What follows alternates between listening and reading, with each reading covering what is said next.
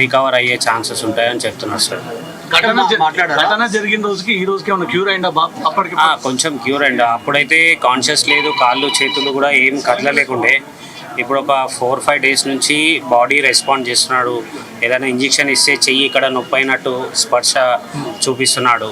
2 days నుంచి కూడా eyes open చేసి సైడ్ అక్కడిక్కడ చూస్తున్నాడు, కానీ గుర్తుపట్టట్లేదు.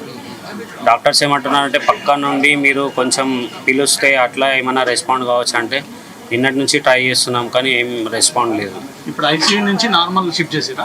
అంటే ఐసోలేషన్ రూమ్ సపరేట్ ఒక రూమ్ పెట్టి దాంట్లోనే చూస్తున్నారు.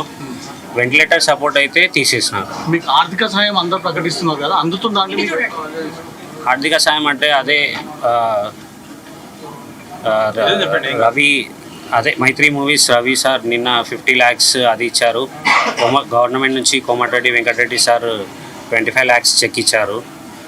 వాళ్ళది అల్లు అర్జున్ సైడ్ నుంచి అయితే ఒక 10 lakhs డీడీ వచ్చిందని ఫస్ట్ నుంచి కూడా చెప్తున్నాను. ఇప్పుడైతే 10 lakhs డీడీ ఇచ్చారు సార్.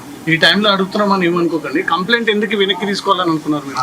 అంటే నాకు మీడియా వాళ్ళు సెకండ్ డే నుంచి నాకు సపోర్ట్ ఇచ్చినందుకు థ్యాంక్స్. మేము ఏదైతే బాబుది రిక్వైర్ ఏముందో అల్లు అర్జున్ సార్ సపోర్ట్ కావాలని మీ అందరికీ రిక్వెస్ట్ చేసినాము. సెకండ్ డే నుంచి నాకు వాళ్ళది ఏంటంటే రెస్పాండ్ ఉంది. వాళ్ళ మేనేజర్స్ వాళ్ళందరూ బన్నీ వ్యాసర్ ఇంతకుముందు చెప్పాను కదా, వాళ్ళందరూ సపోర్ట్ నాకు సెకండ్ డే నుంచే వచ్చింది. మా తరఫు నుంచి సార్ ఇట్లా అరెస్ట్ అవుతున్నారని సానుభూతితోనే మేము కేసు రిటర్న్ తీసుకుంటా అన్నాం. నాకు అట్లా ఎవరు ఫోర్స్ చేయలేదు, ఏది చేయలేదు. ఎందుకంటే నాకు సపోర్ట్ అనేది ఉండాలి. బాబు ఎప్పుడు క్యూర్ అవుతాడు అనేది తెలియదు.